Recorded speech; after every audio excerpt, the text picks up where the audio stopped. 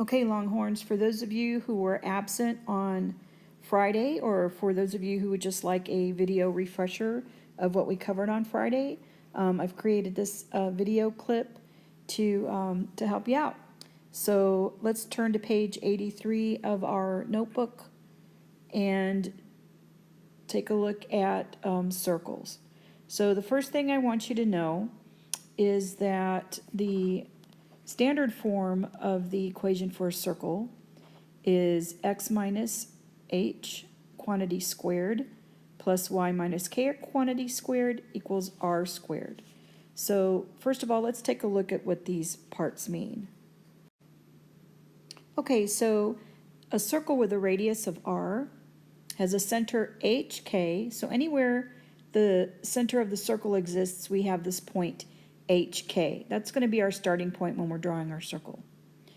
And r squared is the radius squared, so the radius then is r. So as long as we know the center and the radius, we can draw or graph a sketch of a circle. So sometimes we get equations that are not in this form, and we have to manipulate them to get them into this form. The other form is called the general form, and let me just write that down for you so you can see what that looks like. Okay, so this is the general form, or what we call the general form of the equation: ax squared plus by squared plus cx plus dy plus e equals 0. And a and b for circles are actually the same value. So for a circle, you have to have the same coefficient in front of your x squared and your y squared in order for that to be a circle. Otherwise, it's some other shape, which we're going to learn later.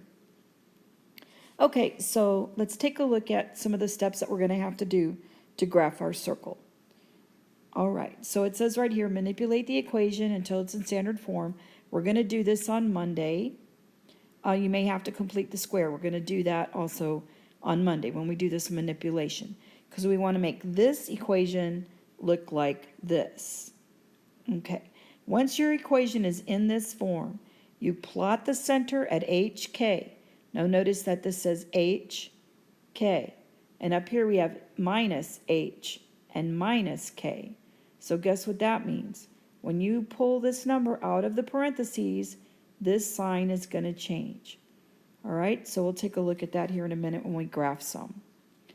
Plot the points that are R units above, below, to the right, and to the left of your center. Once you have those 4 points plotted, you can connect those 4 points with a circular curve. We have some other skills that we need to know how to do as well, and so let's take a look at some of those. In this first practice problem, we're going to do a lot more than just compute the midpoint of the segment. I want to not only compute the midpoint of the segment, we're going to make that midpoint our center of our circle. Then from that, we are going to compute the radius of the circle. We're going to go ahead and draw the circle, and we're going to write the equation of the circle once we have all of that information. So let's start from the beginning. We're given 2 points for a segment, and we're asked to find the midpoint. So let's do that first. We're going to use the midpoint formula to find the center. Okay, so here's our formula for the midpoint, and I went ahead and changed the second point of our segment to 10, -3. It just makes for a better circle and radius and all of that. So we're going to go ahead and use these points as our endpoints of our segment. All right, so let's go ahead and label those points first. Okay, we're going to label the points. This is x1, and this is y1, and this is x2 and y2. All right. So this is an issue that some of you had on the last test, is knowing which one was x1, y1, x2, y2, so that you could plug those into various formulas we're using, mostly these formulas, the midpoint formula, the distance formula, and so forth. So make sure that you label your points so that you know what numbers represent what parts of your points. Okay, so let's take this one, -4 plus 10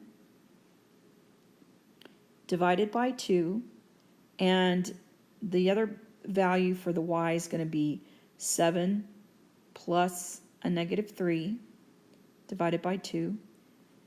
And when I simplify that, I get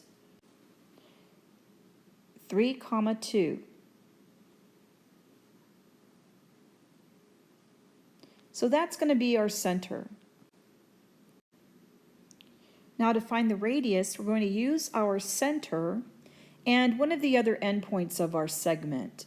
So we have an endpoint -4, 7, and we have an endpoint 10, -3. It doesn't really matter which one we use, so I'm going to go ahead and just use the first point. So I'm going to use 3, -2, and -4, 7 to find our radius. Now to find the radius, guess what we're going to use? The same formula we've been using for the last 3 or 4 weeks or couple of years, okay? Pythagorean theorem, sometimes called the distance formula. We're going to use that, just like we used last week and the week before with vectors. We're going to use that formula to find our radius. Okay, so I've used the distance formula to find my radius. And my radius is 8.6.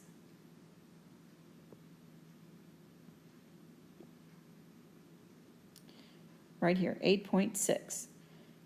Okay, so we used the center point, which is x1, y1, and an endpoint, I used -4, 7.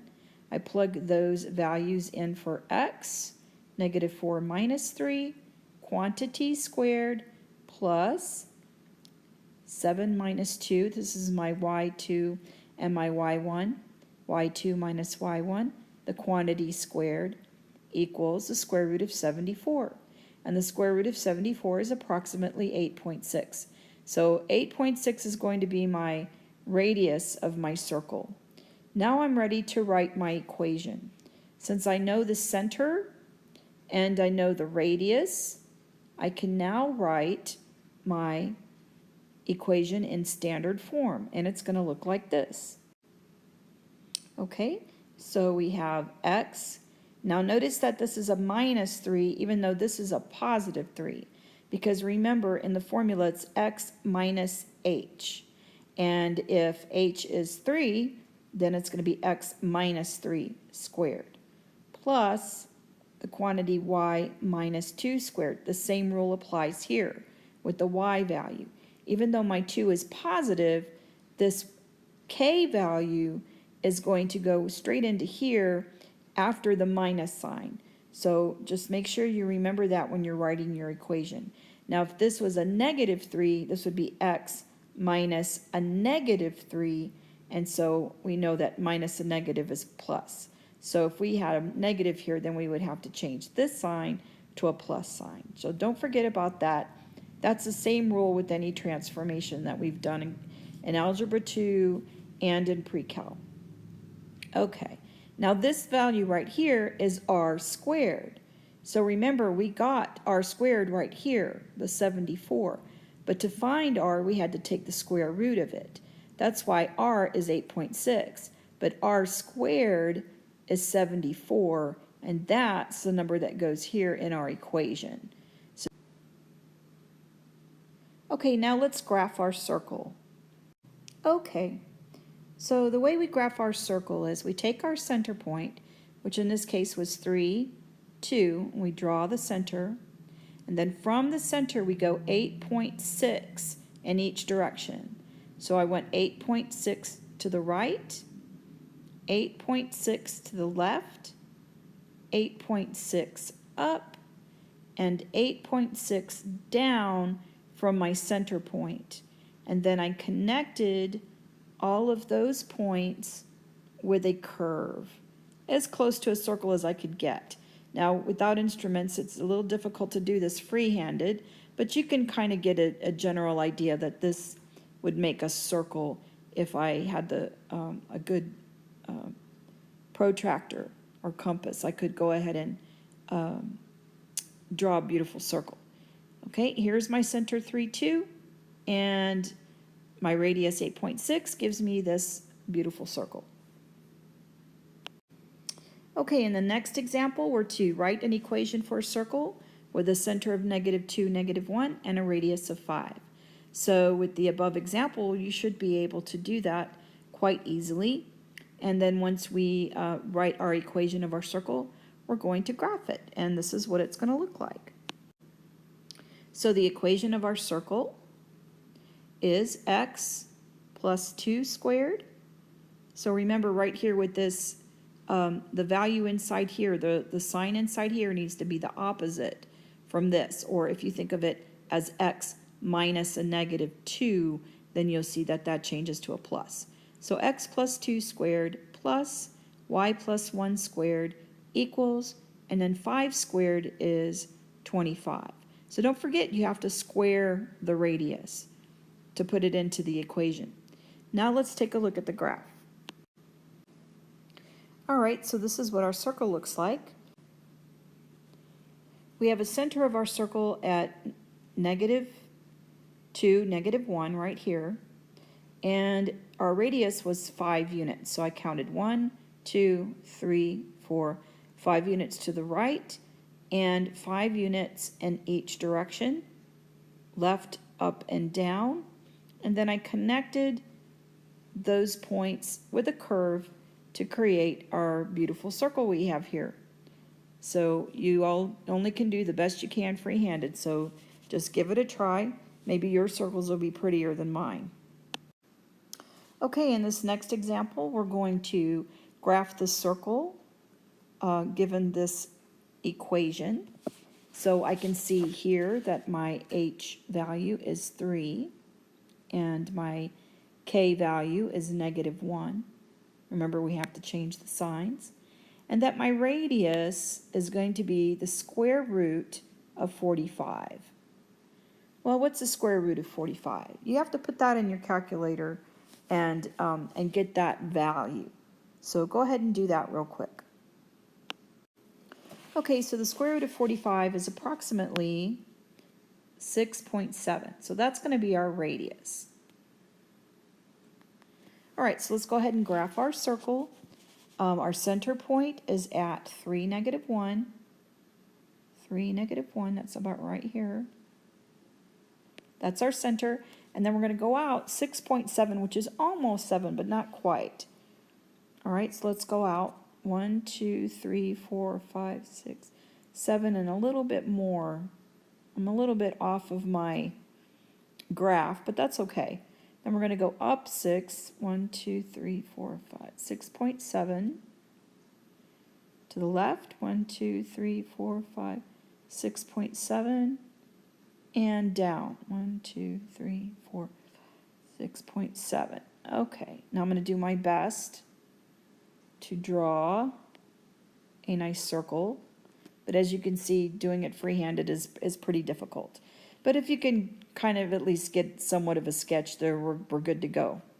Okay, that's all there is to it. And on Monday, we're going to manipulate some general form equations into standard form and graph those. So good luck, Longhorns.